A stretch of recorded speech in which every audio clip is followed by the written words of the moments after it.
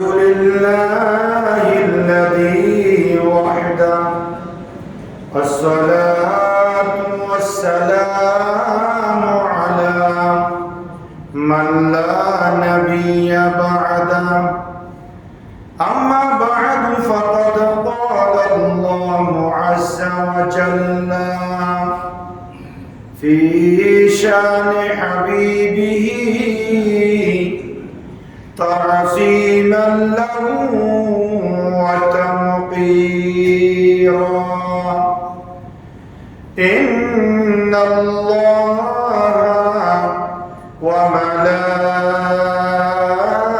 وملائكته يصلون على النبي يا أيها الذين آمنوا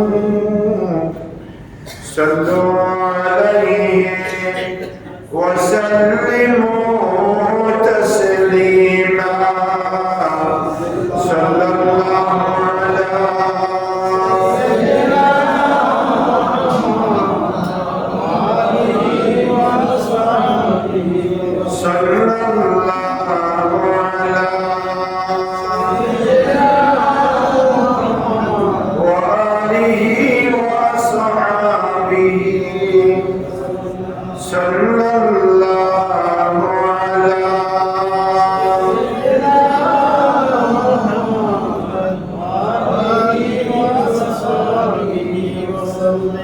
أعوذ بالله من الشيطان الرجيم بسم الله الرحمن الرحيم اصبر على ما يقولون واذكر عبدنا داود ذا الأيد إنه أواب صدق الله مولانا العظيم وبلغنا رسوله النبي الأمين ونحن على ذلك لمن الشاهدين والشاكرين والحمد لله رب العالمين معزز محترم حضرات علماء کرام মুসল্লিয়ান ism Rahmani ওয়া রাহিমাকুমুল্লাহ আমরা আল্লাহ সুবহানাহু ওয়া তাআলার আলিশান দরবারে লক্ষ কোটি শুকর আদায় করছি যে আল্লাহ পাকের অত্যন্ত দয়া এবং মেহেরবানিতে পবিত্র সফরুল খাইরের শেষ জুমা নামাজ জুমার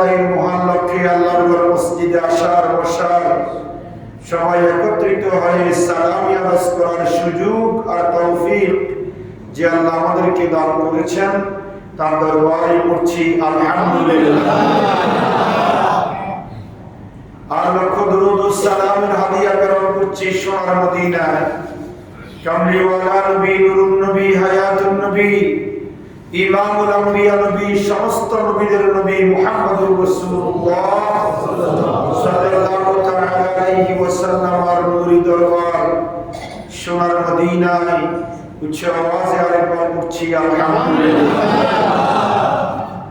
মুহতারাম হাজিরিন আমাদের আলোচনার বিষয় হচ্ছে কোরআনুল কারীমের 38 নম্বর সূরা সূরা সাদ সূরাতুস সাদের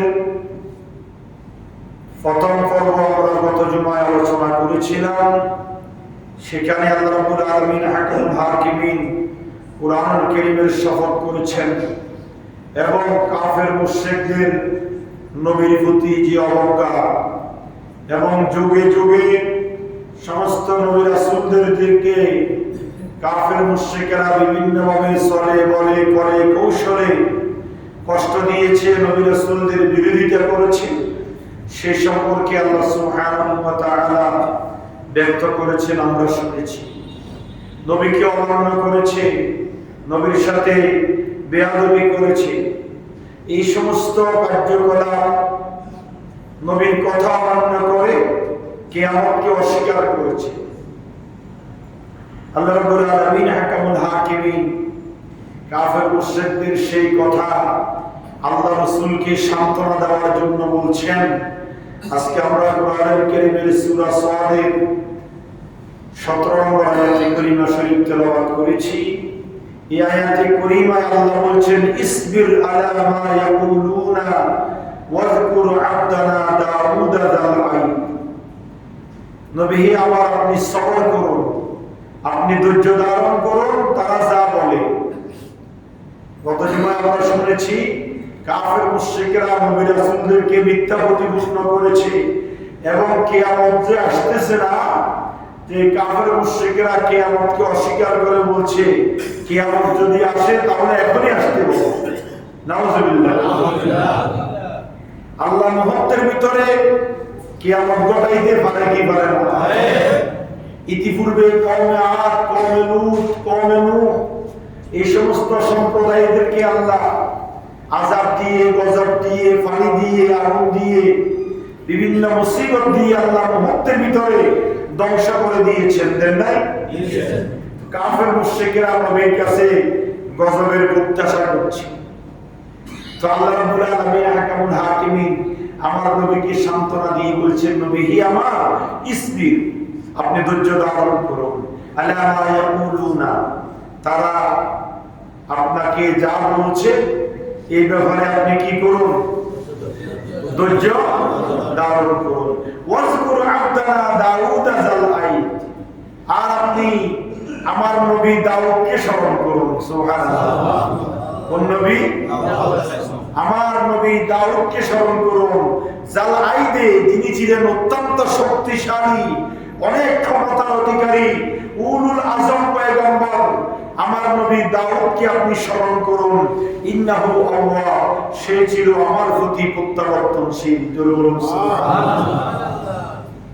এই আয়াতে কারিমা দ্বারা আল্লাহ নবীকে সান্ত্বনা দিয়েছেন, আপনি ধৈর্য ধারণ করুন, কাফের মুশরিকদের কথায় কর্ণপাত করবেন না, আর আপনি আমার নবী দাউদকে আপনি স্মরণ করুন।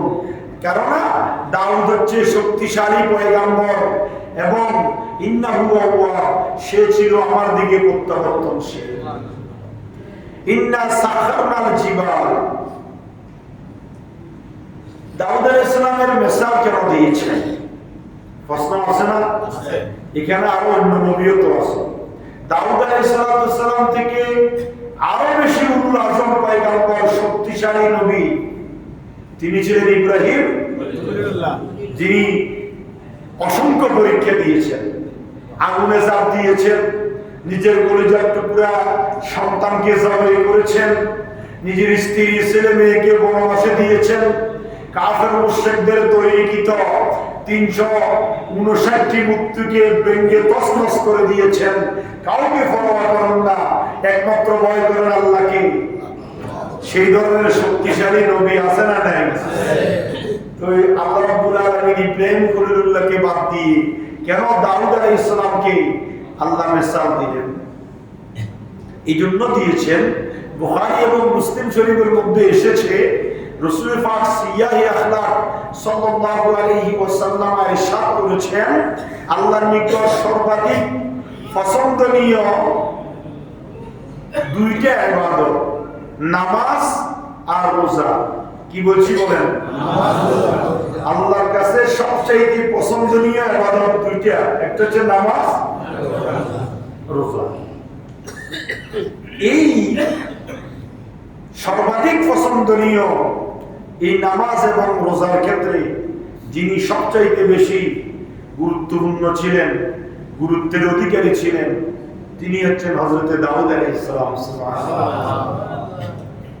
দাউদ আলাইহিস সালাম হাদিসে পাকের মধ্যে এসেছে, তিনি অর্ধরাত্রি নিদ্রা যেতেন। কতক্ষণ নিদ্রা যেতেন? রাত্রির অর্ধেক, আর বাকি অর্ধেক সময় তিনি নামাজের মধ্যে কাটাতেন। সুবহানাল্লাহ। কি মনে করেন? আমরা তো ফরজটাই করতে পারি না, ফজরের নামাজ সারা রাত গরুর মতো ঘুম যায়। ফজরের নামাজটা কি হয়ে যায়? জোহরের সাথে পড়ি। কিন্তু আল্লাহর নবী দাউদ, তার আদত ছিল, অভ্যাস ছিল যে তিনি অর্ধরাত্রি ঘুমাতেন আর বাকি অংশটুকু তিনি ইবাদতের মধ্যে কাটাতেন। সে ইবাদতের নাম কি? নামাজ। সুবহানাল্লাহ। সে ইবাদতের নাম কি? নামাজ। আর আল্লাহর কাছে সবচাইতে প্রিয় রোজা হচ্ছে দাউদ আলাইহিস সালামের রোজা। সুবহানাল্লাহ। কোন নবীর রোজা? দাউদ আলাইহিস সালাম কিভাবে রোজা রাখতেন? রাখতেন। আল্লাহ বলছেন আমার নবী দাউদের রোজা আমার কাছে সবচেয়ে পছন্দনীয়। দাউদ একদিন রোজা রাখতেন, একদিন রোজা ছাড়তেন, একদিন রোজা রাখতেন, একদিন রোজা ছাড়তেন। সুবহানাল্লাহ। একটা কাজ যখন কন্টিনিউ করা হয় তখন সেইটাতে মানুষ কি হয়ে যায়? অভ্যস্ত হয়ে যায়। কথা বলেন ঠিক কিনা? রোজা আপনি 1 মাস রাখেন, তার মধ্যে 2, 4, 5 দিন, 7 দিন, 10 দিন যখন রোজা রাখেন, অটোমেটিক এটা কি অভ্যাসে কি হয়ে যায়? পরিণত হয়ে যায়। কিন্তু যেটা আজকে রাখলেন কালকে ছাড়িয়ে দিলেন, পরশুদিন রাখলেন তারপর দিন ছাড়িয়ে দিলেন, তারপর দিন রাখলেন তারপর দিন ছাড়িয়ে দিলেন, কষ্ট বেশি না কম? কষ্ট বেশি। এটা অভ্যাস নাই। আজকে রাখতেছে কালকে ছাড়িয়ে দিচ্ছে, কালকে রাখছে পরশুদিন রাখছে তারপর দিন রোজা রাখে নাই। এটা অভ্যস্ত হয় নাই, একদিন রেখেছে একদিন রাখে নাই। আল্লাহ বলেন আমি আল্লাহর কাছে সবচাইতে প্রিয় হচ্ছে দাউদ আলাইহিস সালামের রোজা। আমার নবী দাউদ রোজা রাখতেন, একদিন একদিন ছেড়ে দিতেন, এটা আমার কাছে সবচাইতে প্রিয়। আর আমার নবী দাউদ এমন ভাবে নামাজ পড়তেন, রাতের অর্ধেক রাত্রি তিনি ঘুমাতেন, নিদ্রা যেতেন, আর বাকি রাত্রি তিনি দাঁড়িয়ে দাঁড়িয়ে আমি আল্লাহর কুদরতি কদমে সিজদায় পড়ে থাকতেন। এই জন্য আল্লাহ রাব্বুল আলামিন আমার নবীর সাথে আমার নবীকে দাউদ আলাইহিস সালামের সাথে মেসাল দিয়েছেন। সুবহানাল্লাহ। শুধু তাই নয়, দাউদ নবী হচ্ছে উলুল আযম পয়গম্বর, 5 জন বড় বড় নবী রাসূলের একজন। সুবহানাল্লাহ। কোন নবী? কথা বলেন না, কোন নবী? দাউদ আলাইহিস সালাম 5 জন উলুল আযম পয়গম্বরের মধ্যে অন্যতম একজন। দাউদ আলাইহিস সালামকে আল্লাহ বড় একটা কিতাব দিয়েছেন। নাম কি? মাশাআল্লাহ। নাম কি? জাবুর। জাবুর নবী দাউদকে দান করেছেন। সুবহানাল্লাহ। নবী দাউদ যখন জাবুর শরীফ তেলাওয়াত করতেন, সমুদ্রের পাড়ে বসে সমুদ্রের সকল মাছগুলা এসে দাউদ নবীর পাশে, সেখানে দাউদ নবীর কণ্ঠে আল্লাহর তেলাওয়াত, জাবুরের তেলাওয়াত শুনতেন। সুবহানাল্লাহ।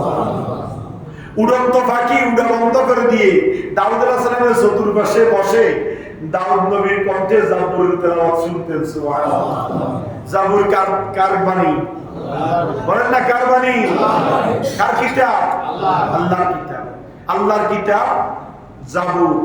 সেই জাবুরকে আল্লাহর নবী দাউদকে দান করেছেন। আর আল্লাহ রাব্বুল আলামিন হাকামুল হাকিমিন নবী দাউদকে এমন ক্ষমতা দিয়েছেন, এমন একটা মুজিজা দিয়েছেন। তার 2টা মুজিজা।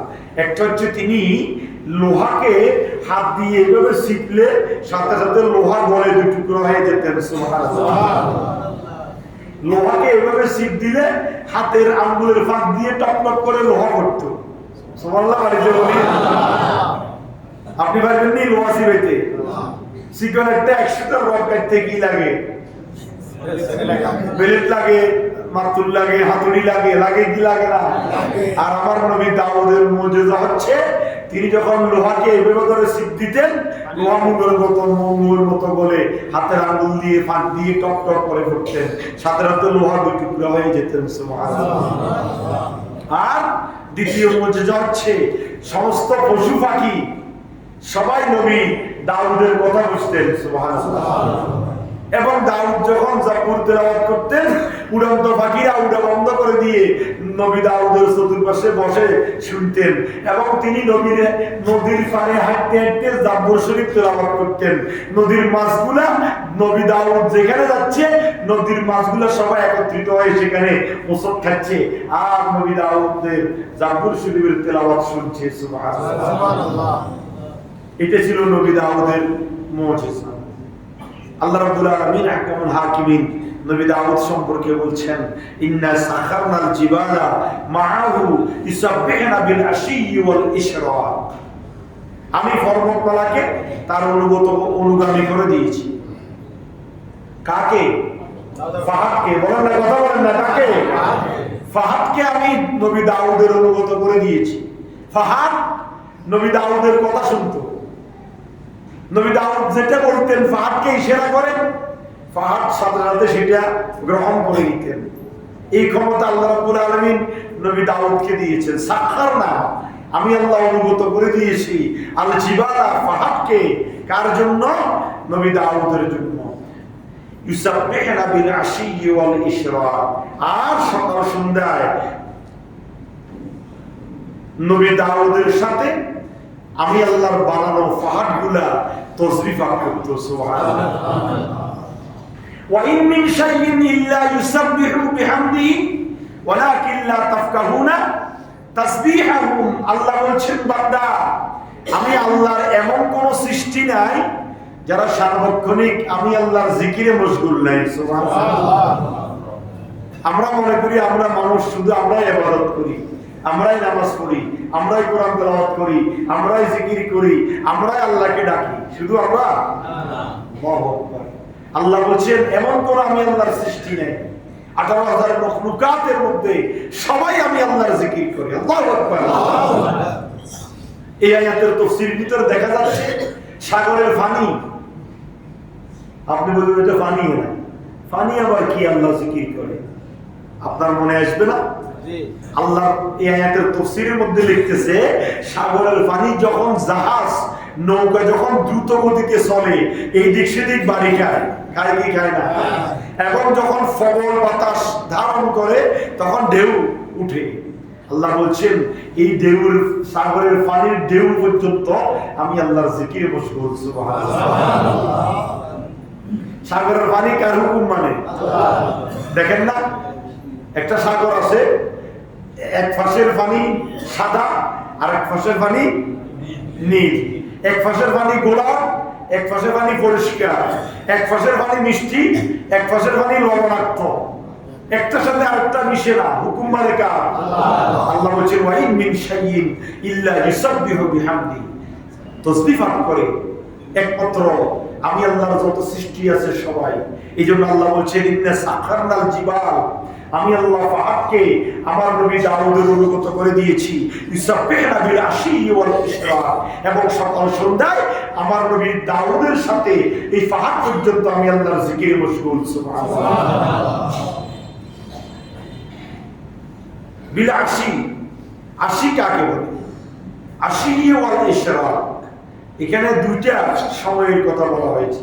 একটা হচ্ছে যোহর নামাজের পর থেকে পরের দিন সকাল পর্যন্ত, যোহরের নামাজের পর থেকে পরের দিন সকাল পর্যন্ত, এই সময়কে বলা হয় আশি।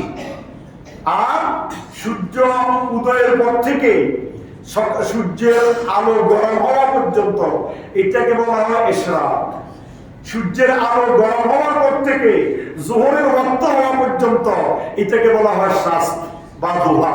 জোরে বলুন সুবহানাল্লাহ। এইজন্য আউলিয়া কিরাম, আজকে তো আউলিয়া কিরামের মাজার ভাঙা হচ্ছে, আউলিয়া কিরামের প্রতি অবজ্ঞা করা হচ্ছে, আউলিয়া কিরামের প্রতি ইহানত করা হচ্ছে। আমরা বাংলাদেশে কোন নবী পাইছি বলেন দেখি?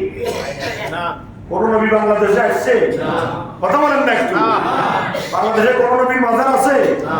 বা মাজার বাদ দেন, বাংলাদেশের অমুক অঞ্চলে অমুক নবী আসছিল এমন কোন ইতিহাস আছে? না। ভারতে আসছে? না। পাকিস্তানে আসছে? না। আসে নাই। এই ভারত, পাকিস্তান, হিন্দুস্তান, আরব বাদ দিলাম, এই কি বলে বাংলাদেশ, এই সমস্ত অঞ্চলে আমরা ইসলাম পেয়েছি হযরত আউলিয়া কিরামের মাধ্যমে। কথা বলেন ঠিক কি না? আর যারা আল্লাহর ওলি, যারা আল্লাহর বন্ধু, তারা আল্লাহর বন্ধুতে পরিণত হয়েছে কিভাবে? এই যে দেখেন, তারা ফজর নামাজ এর 2 ঘন্টা আগে ঘুম থেকে উঠে যেতেন, আরামের ঘুমকে হারাম করে উঠে তারা তাহাজ্জুদের নামাজ পড়তেন। তাহাজ্জুদের নামাজের পরে ফজরের ওয়াক্ত হলে ফজরের নামাজ বা জামাত আদায় করতেন। ফজরের নামাজ আদায়ের পরে একই বৈঠকে বসে তাসবিহ, তাহলিল, কোরআন তেলাওয়াত করতেন। যখন সূর্য উদয় হতো, সূর্য উদয়ের পরে সালাতুল ইশরাকের নামাজ পড়তেন। সালাতুল ইশরাকের নামাজের পরে নাস্তা পানি সেরে সূর্যের আলো যখন গরম হয়ে যেতেন, তখন তারা আপনার শাস্তের নামাজ, দোহার নামাজ পড়তেন। সুবহানাল্লাহ।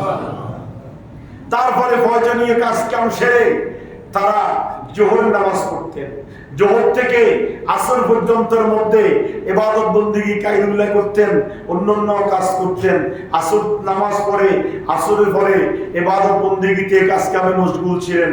তারপরে মাগরিব পড়তেন, মাগরিবের নামাজের পরে আউয়াবিলের নামাজ পড়তেন 6 রাকাত।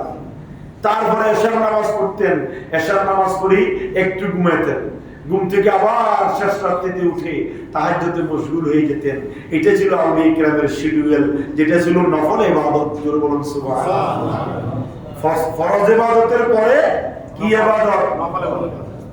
ফরজ ইবাদত করে কেউ আল্লাহর বন্ধু হতে পারে না, মনে রাখবেন। বলে তাহলে কেমন হবে? ফরজ ইবাদত করে আপনি ইমানদার হতে পারবেন, মুমিন হতে পারবেন, আপনি আল্লাহর বান্দার অন্তর্ভুক্ত হতে পারবেন, কিন্তু বন্ধু হইতে পারবেন না। আল্লাহকে যদি জিজ্ঞাসা করি, আল্লাহ রে আপনার বন্ধু হওয়ার জন্য কি রাখবে? আল্লাহ বলবেন ইয়াতাকাররাবু আলাইয়া আবদি বিন নওয়াফিল। বান্দা আমার বন্ধু হওয়ার জন্য, বান্দা আমার বন্ধু হওয়ার জন্য, বান্দা আমার ওলি হওয়ার জন্য, বান্দা আমার নিকটে আসার জন্য একমাত্র বান্দার কাজ হচ্ছে নফল ইবাদত। জোরে বলুন সুবহানাল্লাহ। সব ফরজের ভাষাভাষী কি ইবাদত? আল্লাহ বলছেন, হে দুনিয়ার মানুষ শুনো, ইন্না সাখারনাল জিবালা মাআ, আমি আল্লাহ দাউদ নবীর জন্য পাহাড়কে অনুগত করে দিয়েছি। ইউসাব্বিহনা, আর দাউদ নবীর সাথে সাথে আমি আল্লাহর বানানো পাহাড়, আমি আল্লাহর তাসবিহ পাঠ করে বিল আশি ওয়াল ইশরাক, সকাল এবং সন্ধ্যায় এবং অন্যান্য টাইমে, অন্যান্য সময়ে। জরুর সুবহানাল্লাহ। এখানে ইশরাকের নামাজের কথা বলা হয়েছে। কি নামাজ? ইশরাক। ইশরাক ফজরেই পড়েন না, ইশরাক কোথায় থেকে পড়বেন? প্রশ্ন আছে না নাই? ফজরেই নাই, ইশরাক কোথায় থেকে আবার? হ্যাঁ, আল্লাহ রাসূল বলেছেন, আবু হুরায়রা থেকে হাদিস, মান সাল্লাল ফজরা বিজামাতি, আমার নবী ইরশাদ করেছেন যে উম্মত জামাতের সাথে কি করবে? ফজর নামাজ পড়বে। কথা খেয়াল করেন, কথা বলিয়েন না। যে ব্যক্তি জামাতের সাথে কি পড়বে? ফজর নামাজ পড়বে। সুম্মা কাআদা, যেখানে ফজর পড়েছে সেখানে বসে থাকবে। ইয়াজকুরুল্লাহ, সেখানে বসে বসে আল্লাহর তাসবিহ পড়বে, কোরআন তেলাওয়াত করবে, নফল ইবাদত করবে। হাত্তা তাতলুশ শামস, কতক্ষণ পর্যন্ত? সূর্য উদয় হওয়া পর্যন্ত। কত পর্যন্ত বলেন না? সূর্য উদয়। সুম্মা সাল্লা রাকাতাইনি, তারপরে দুই দুই করে 4 রাকাত নামাজ আদায় করবে। কানাত লাহু কাআজরি আজ্জাতিন ওয়া উমরাতিন তাম্মাতিন তাম্মাতিন তাম্মা। আল্লাহ রাসূল বলেন, যে ব্যক্তি ফজর নামাজ জামাতের পরে ওই জায়গায় বসে বসে তাসবিহ তাহলিল কোরআন তেলাওয়াত করবে, সূর্য উদয় হওয়ার পরে 4 রাকাত দুই নিয়ত করে, দুই নিয়তে 4 রাকাত ইশরাকের নামাজ আদায় করবে, তার আমলনামায় একটা কবুল হওয়া হজ এবং উমরার সওয়াব লেখা হয়ে যাবে। সুবহানাল্লাহ। কি মনে করছেন? ঘুমরে যে উমরার সওয়াব পাইতেন? ঘুমায় ঘুমায় হজের সওয়াব পাইতেন? আল্লাহ রাসূল, আপনি মিয়া টাকা নাই, হজ করতে পারতেছেন না, ইশরাকটা বলেন, সওয়াব কত হবে? সওয়াব হবে কি হবে না? আবু হুরায়রার হাদিস, বুখারী মুসলিমে, তিরমিজি শরীফের হাদিস। এখানে বড় গুরুত্বপূর্ণ কিতাব জামিউত তিরমিজি, তিরমিজি শরীফের হাদিসের ফাঁকের মধ্যে আল্লাহ নবী বলেছেন, যে ব্যক্তি ফজর নামাজের পরে ইশরাকের নামাজ পড়বে তার আমলনামার মধ্যে হজ এবং উমরার সওয়াব লেখা হবে। সুবহানাল্লাহ। আর আনাস রাদিয়াল্লাহু তাআলা আনহু হাদিস বর্ণনা করেছেন। আনাস হচ্ছে খাদেমুন নবী, আল্লাহ রাসূলের কি খাদেম? আল্লাহ রাসূলের কি খাদেম? কয় দিনের খাদেম? 10 বছরের। আল্লাহু আকবার, 10 বছরের খাদেম। 1 বছর 2 বছর নয়। আনাস যখন হাঁটার বয়স, আনাসের আব্বাজান ইন্তেকাল করেছে আগে, আম্মা কি করবে, এসে কিভাবে লালন পালন করবে, আল্লাহ রাসূলের কাছে নিয়ে গেছে। ইয়া রাসূলুল্লাহ, আমার আনাসকে দিলাম আপনার কাছে, আপনি আমার আনাসকে দেখাশোনা করবেন, লালন পালন করবেন। সুবহানাল্লাহ। আপনার খেদমতে আমার আনাসকে কি করে দিলাম? উৎসর্গ করে দিলাম। আনাসকে যখন আল্লাহ রাসূলের খেদমতে উৎসর্গ করে দিয়েছে, আনাস তো একবারে ছোট ছেলে। আল্লাহ রাসূল বললেন আনাসকে, ও আনাস ধরো এই টাকাগুলো নিয়ে যাও, একটা জিনিস নিয়ে আসো দোকান থেকে। আনাসকে পাঠাইছেন দোকান থেকে জিনিস আনতে। আনাস চলে গেছে রাস্তার পাশে, ছেলেরা খেলা করতেছে। আনাস টাকাটা হাতে নিয়ে বুকুলে দাঁড়িয়েছে, খেলা দেখতেছে। আল্লাহ রাসূল এই বসতে বসতে আধা ঘন্টা, 1 ঘন্টা, 2 ঘন্টা কিরি ছোট ছেলে আনাস, তারে ফাটাইলাম, না জানি কোথায় হারাই গেছে। দেখি আনাস কোথায়, দেখে যে আনাস ওখানে দাঁড়িয়ে দাঁড়িয়ে ছেলেদের খেলা দেখতেছে। সুবহানাল্লাহ। অর্থাৎ আনাস রাদিয়াল্লাহু তাআলা আনহু বলছে, খোদার কসম, রাসূল পাকের মুস্কি হাসির শাসন আমি জীবনে ভুলবো না। বলে যে কি শাসন? বলে আল্লাহ রাসূল আমাকে জিনিস আনার জন্য বলেছে, আমি সেখানে দেখে ছেলেদের খেলায় বেপোলা হয়ে দাঁড়িয়েছিলাম। আল্লাহ রাসূল অনেকক্ষণ পরে আমাকে দেখে আমার দিকে তাকায় মুস্কি হাসি দিয়েছে। আল্লাহ রাসূলের এই মুস্কি হাসির শাসন আমি জীবনে পর্যন্ত, কিয়ামত পর্যন্ত আমি বলতে পারবো না। এই শাসন আমাকে বিমোহিত করেছে। আমি আল্লাহ রাসূলের এই শাসনে এমন যোগ্যতা অর্জন করেছি, আল্লাহ রাসূলের জীবন থেকে আমি অনেক কিছু শিখতে পেরেছি। সুবহানাল্লাহ। এবং আনাস বলে, আমি 10 বছর রাসূলের খাদেম ছিলাম, জীবনে কোনোদিন আল্লাহ রাসূল আমাকে কুশব্দ করে নাই, কোনো কাজের অর্ডার করে নাই, এটা করো, এটা করিও না, এই জিনিসটা নিয়ে আসো। আমরা তো চাকর বাকরকে কি মনে করি, আমরা চাকর ড্রাইভার এদের সাথে যেমন তেমন ব্যবহার করি। ঘরের মহিলা, কাজের মহিলা, চাকরানি, কাজের লোক, এদেরকে আমরা হেয় প্রতিপন্ন করি, এদেরকে আমরা তুচ্ছ তাচ্ছিল্য করি। একজন মানুষ কিরকম তা বুঝার জন্য চাকর চাকরানি এই দুটোকে জিজ্ঞাসা করলে, আর ড্রাইভার এই তিনটাকে জিজ্ঞাসা করলে যথেষ্ট। দারোয়ান, কথা বলেন ঠিক কিনা, যে তোর সাহেবের চরিত্র কিরকম, তখন ওই ড্রাইভারে বলে দিব সাহেবের চরিত্র কিরকম, ও কাজের চাকরানি বলে দিবে সাহেবের চরিত্র কিরকম, তারপরে বাড়ির দারোয়ানে বলে দিবে আচার ব্যবহার কিরকম। কথা বলেন ঠিক কিনা, তুচ্ছ তাচ্ছিল্য ব্যবহার করে, যেমন তেমন ব্যবহার করে। হযরত আনাস রাদিয়াল্লাহু তাআলা আনহু বলছেন, 10 বছর ছিলাম, কোনো কাজের অর্ডার করেন নাই, হাজারো অন্যায় করেছি, কোনোদিন মাথা গরম করে রাগ করে কথা বলেন নাই, মুস্কি হাসি দিয়েছে, এতটুকুতে আমার শিক্ষা হয়েছে। সুবহানাল্লাহ। সেই আনাস রাদিয়াল্লাহু তাআলা আনহু বলছেন, আরে আল্লাহ রাসূলের সাথ করেছেন, যে ব্যক্তি এশরাকের নামাজের পরে সূর্য গরম ফকাট আকার ধারণ করার ওই সময়ের ভিতরে যে ব্যক্তি স্বাস্থ্যের এক নিয়তে 4 রাকাত, এক নিয়তে কয় রাকাত, স্বাস্থ্য অথবা দুহা বলা হয়, স্বাস্থ্য অথবা দুহা, যে ব্যক্তি এক নিয়তে 4 রাকাত দুহার নামাজ আদায় করবে, আল্লাহ রাব্বুল আলামিন তার জন্য জান্নাতের মধ্যে একটা বিশাল উচ্চ প্রাসাদ দালান বাড়ি তৈরি করবেন। সুবহানাল্লাহ। আর যে ব্যক্তি প্রতিদিন নিয়মিত স্বাস্থ্যের নামাজ পড়বে, আল্লাহ রাব্বুল আলামিন হাকামুল হাকিমিন তার জিন্দেগীর গুনাহ মাফ করে দিবেন। তার গুনাহ যদি হয় সমুদ্রের পানি পরিমাণ, আল্লাহ রাব্বুল আলামিন তারপরেও তার সমস্ত গুনাহগুলো মাফ করে দিবেন। সুবহানাল্লাহ। যে ব্যক্তি স্বাস্থ্যের নামাজ নিয়মিত আদায় করবে, কিসের নামাজ? স্বাস্থ্যের নামাজ। আমরা তো ফজরে পড়ি না, স্বাস্থ্য আর দুহা কোথায় থেকে করব, এশরাক কোথায় থেকে করব, টাইম আছে নি? টাকা ইনকাম করবো নাকি দোয়ার নামাজ আর স্বাস্থ্যের নামাজ করবো? কোন হুজুরের কথা কয়নি, সারাদিন টাকা কামাইতে কামাইতে মরে যেতেছি, কিসের নামাজ আর করবো? ফরজ নামাজের ঠিক নাই, দোয়ার নামাজ আর স্বাস্থ্যের নামাজের খবর রাখার টাইম আছে। এইভাবে নিয়ে আল্লাহর ওলি হইতেন, এইভাবে নিয়ে আল্লাহর বন্ধু হইতেন। আরো মাজার ভাঙ্গের বই বন্ধু যে নিশানা আছে এগুলো শেষ করে দিতেছেন। সুতরাং সাবধান, এমন গোষ্ঠীকে সামনে ভোট দিবেন না যে গোষ্ঠী মাজার ভাঙে, যে গোষ্ঠী আউলিয়া কেরামের বিরোধিতা করে, যে গোষ্ঠী ঈদ মিলাদুন নবীর বিরোধিতা করে, যে গোষ্ঠী মিলাদ কিয়াম দুরুস সালামের বিরোধিতা করে, নবীর আশক প্রেমের বিরোধিতা করে, এই ধরনের ব্যক্তিকে যদি ক্ষমতা আনেন দেশ শেষ। কথা বলেন ঠিক কিনা? আল্লাহর ওলিদের মাধ্যমে আমরা ঈমান পেয়েছি, ইসলাম পেয়েছি।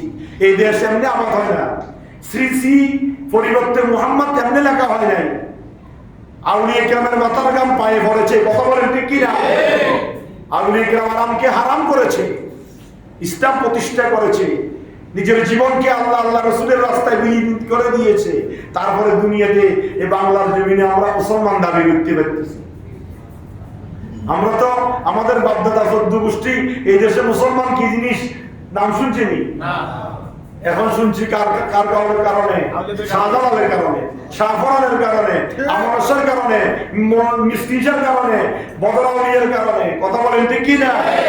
আল্লাহ চিনেছি, রসুল চিনেছি, কিতাব কোরআন হাদিস পেয়েছি। সুতরাং তাদের অনুসরণ করতে হবে। তাদের অনুসরণ করা মানে 5 ওয়াক্ত নামাজের মধ্য দিয়ে নফল ইবাদতের দিকে আগ্রহী হওয়া, সঠিক রাস্তায় নিজের জীবন পরিচালনা করা। কথা বলেন ঠিক কি না? আল্লাহ রাব্বুল আলামিন তারপর আয়াতে বলেছেন, ওয়াত্তাইরা মাহশুরাতান কুল্লু লাহু আওয়াব। আর দুনিয়ার মানুষ শুনো, আমার দাওয়াত কেমন ছিল জানো? ফটিকুল যারা তার সাথে সঙ্গত হতো, আগে বলেছি না, ফাঁকিরা, উড়ন্ত ফাঁকি সবগুলা দাউদ আলাইহিস সালামের চতুর্পাশে কি করতো? বসে দেখতো, দৌড়ালেও দেখতো না। আমাদের এখানে তো ফাঁকি বসলে আপনি তখন দিলে উড়ি চলে যায়, কথা বলেন ঠিক কিনা? আর দাউদ আলাইহিস সালামের চতুর্পাশে তারা বসে থাকতেন, আল্লাহর কোরআন, আল্লাহর বাণী, জাবুরের তেলাওয়াত শুনতেন। কার কণ্ঠে? দাউদ আলাইহিস সালামের কণ্ঠে। এত মধুর কণ্ঠ ছিল, পৃথিবীর শ্রেষ্ঠ কণ্ঠ ছিল নবী দাউদের। আল্লাহ বলেছেন ওয়াত-তায়রা মাহশুরাতান, আর আল্লাহ রাব্বুল আলামিন ফকিকুলকে যারা তার সাথে সমবেত হতো, কুল্লুলাহু আওয়াব, তারা সবাই ছিল তার প্রতি প্রত্যাবর্তনশীল। সুবহানাল্লাহ। এটা ছিল দাউদ আলাইহিস সালামের মুজিজা। ওয়া শাদাদনা মুলকাহু ওয়া আতাইনাহুল হিকমাতা ওয়া ফাসলাল খিতাব। আল্লাহ রাব্বুল আলামিন বলছেন, দেখেন আমি তার জন্য সাম্রাজ্যকে সুদৃঢ় করেছিলাম। এখানে রাষ্ট্র পরিচালনার কথা আসছে, কথা খেয়াল করবেন। কি পরিচালনা? রাষ্ট্র পরিচালনা। যাত্রার দ্বারা রাষ্ট্র পরিচালনা সম্ভব নয়। সন্ধ্যা একটা, সকালে একটা, বিকেলে একটা, আঞ্জিন একটা, বেঞ্জিন একটা, হ্যাঁ, দলের সাথে একটা, ইসলামের সাথে একটা, মানুষের সাথে আরেকটা, তারা ইসলাম প্রতিষ্ঠা করতে পারতো না। তারা সমাজ পরিচালনা করতে পারবে না, তারা দেশ পরিচালনা করতে পারবে না।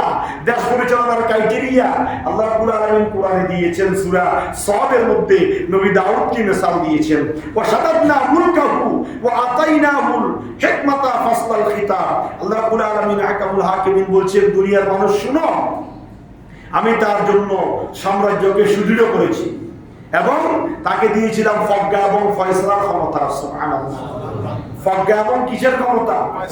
ফয়সালা করার ক্ষমতা। নবী দাউদের কণ্ঠ ছিল স্পষ্ট এবং বক্তৃতা ছিল সুমধুর, আকর্ষণীয়, মানুষকে আকর্ষণ করতে পারতেন, তার দিকে অ্যাটেনশন থাকতো মানুষের।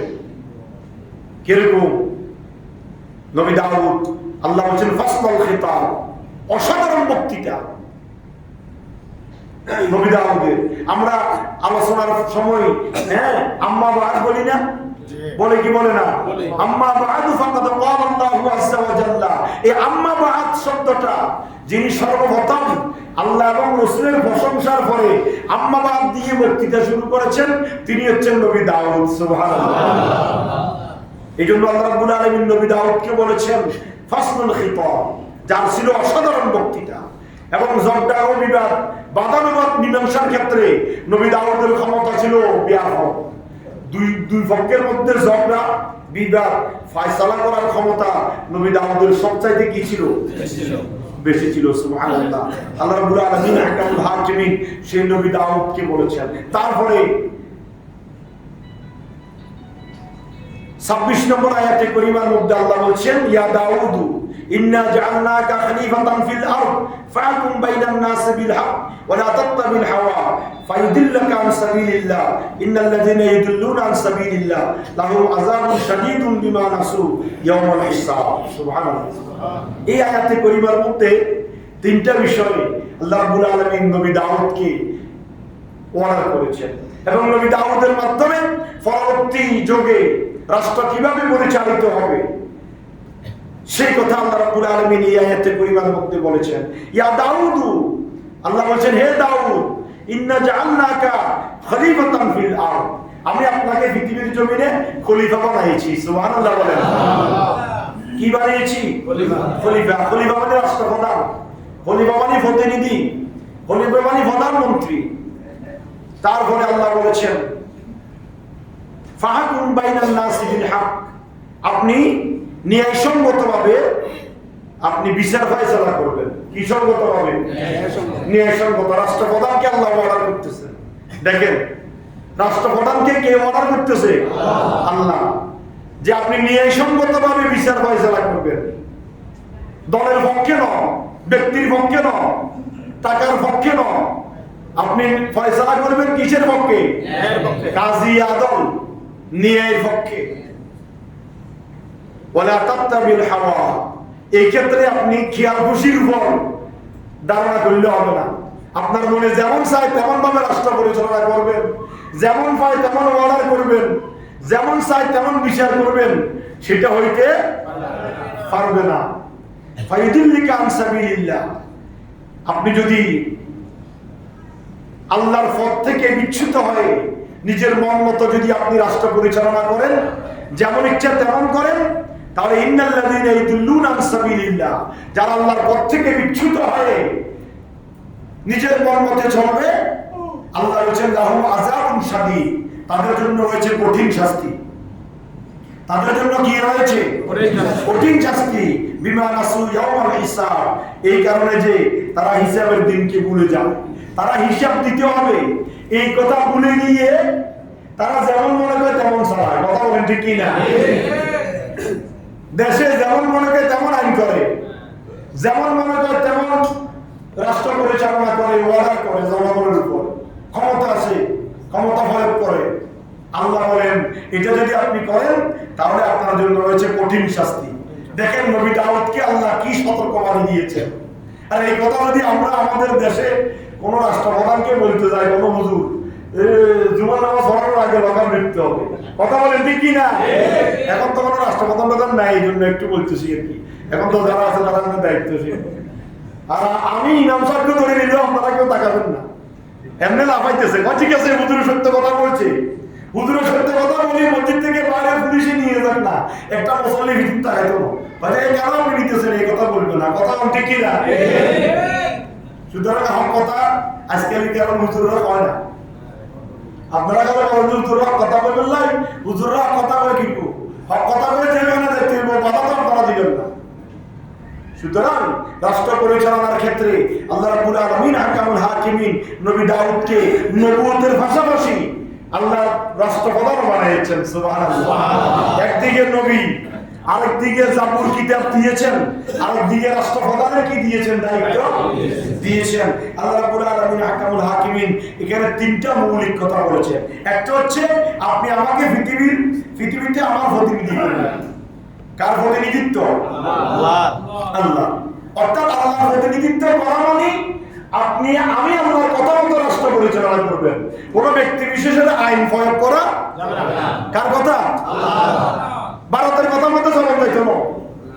কোরআন সুন্নাহ মতে আমার দেশ চলবে, আমি আল্লাহ যেটা বলছি সেটা চলবে, এই মতে আপনি দেশ পরিচালনা করবেন।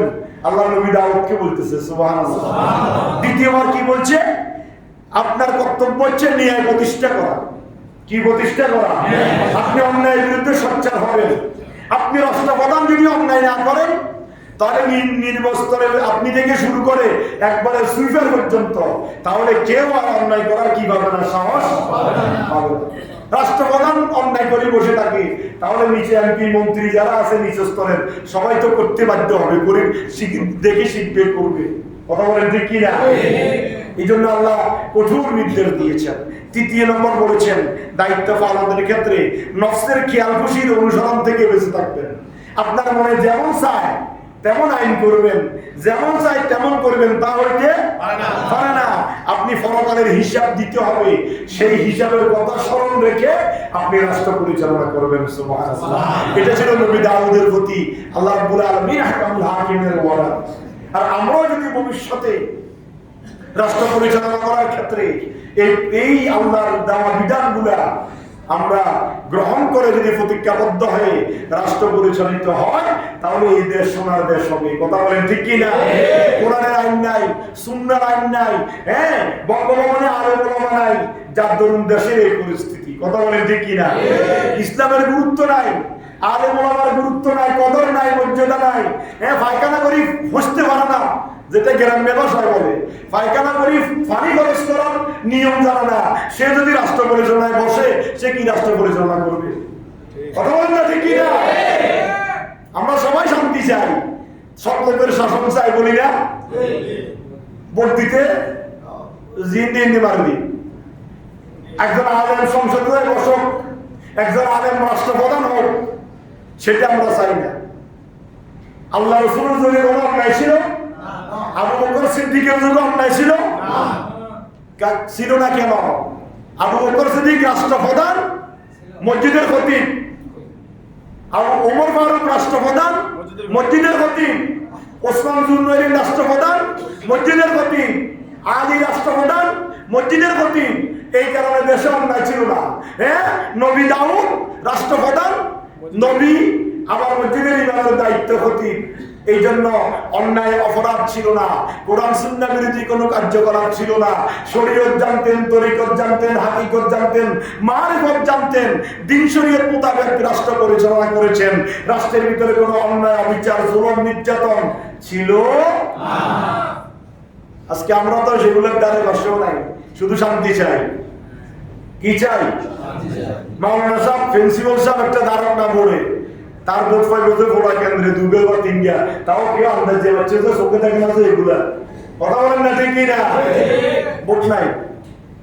আর হোমরা সোমরা নেতা তার বড়োর অভাব নাই, আমরা তাদের পিছনে করি, একজন আলেমের পিছনে আমরা করি না। এই কথাটা বললাম এই জন্য যে নবী দাউদকে আল্লাহ খেলাফতের দায়িত্ব দিয়েছেন, খলিফা বানিয়েছেন, রাষ্ট্রপ্রধান বানিয়েছেন, নবুয়তের মহান নিয়ামত দিয়েছেন, উলুল আজম পয়গম্বর বানিয়েছেন, বড় একটা কিতাব জাবুর দিয়েছেন। তারপরেও তাকে কড়া নির্দেশের মধ্য দিয়ে রাষ্ট্র পরিচালনার দায়িত্ব দিয়েছেন। কথা বলেন ঠিক কিনা? আমরাও যদি এইভাবে ইসলাম চাই, শান্তি চাই, এই দেশে ইসলাম কায়েম হোক, ইসলামী সরকার রাষ্ট্র পরিচালনা করুক, এই দেশে নামাজের টাইম হলে, আজানের সময় হলে দোকানপাট সবকিছু বন্ধ হয়ে যাবে, মেল, কল কারখানা, সেক্রেটারিয়েট সহ বঙ্গভবন থেকে শুরু করে আপনার রান্নাঘর পর্যন্ত সবকিছু নামাজের টাইমে স্তব্ধ বন্ধ থাকবে, একমাত্র নামাজ ছাড়া কিছু চলবে না। এই পরিস্থিতি যদি দেশে হয়, অন্যায় থাকবে না। পুলিশ বলেন, বিডিআর বলেন, আর্মি বলেন, বিভিন্ন কর্মকর্তা ঘুষ খাচ্ছে, সে যদি নামাজের টাইমে ওযু কালাম করে নামাজ পড়ি আসে, নামাজ পড়ি আবার দপ্তরে বসলো, ঘুষ নিতে পারবে না। ঘুষের নেওয়ার সময় বিবেকে বাধা দিবে। আমি একজন নামাজি মানুষ, আমার মুখে দাড়ি, গায়ে নবীর সুন্নাত, আমার মাথায় টুপি, আমি এখন নামাজ পড়ে আসলাম, আমি ঘুষ খাইলে আল্লাহ কি বলবে? আমার তো বিবেকে বাধা দিচ্ছে। কথা বলেন ঠিক কি না? ইসলাম বুঝলেই তো ঘুষ বন্ধ হবে, ইসলাম বুঝলেই তো অন্যায় অপরাধ বন্ধ হবে। ইসলামেই বুঝে না, অন্যায় অপরাধ বন্ধ হবে কিভাবে? সুতরাং ইসলামকে আপনারা প্রাধান্য দিবেন। নেতা একটা দলীয় নেতা আপনাকে পারবেন, মনে রাখবেন, যেই দল হোক না কেন, আজকে একদল আসবে, সামনে আরেক দল আসবে, একদল গেছে একদল আসবে, আরেক দল যাবে, আবার আসবে, যে আপনি ফলাবেন, ও আসবে, ও ফলাবে, আপনি যাবেন, এইভাবে করে থাকবেন। ফলাইতেও হবে না, কিছু করতেই হবে না। যদি আমরা কোরআন সুন্নাহ মতে আমাদের জীবন পরিচালনা করি, তাহলে আমাদের সমাজ হবে সুশীল সমাজ, শান্তির সমাজ, স্বস্তির সমাজ। অন্যায়, অবিচার, জুলুম, নির্যাতন কিছুই হবে না। আল্লাহ আমাদেরকে আমল করার তৌফিক দান করুন। আমিন। এই আমাদের মসজিদ আপনার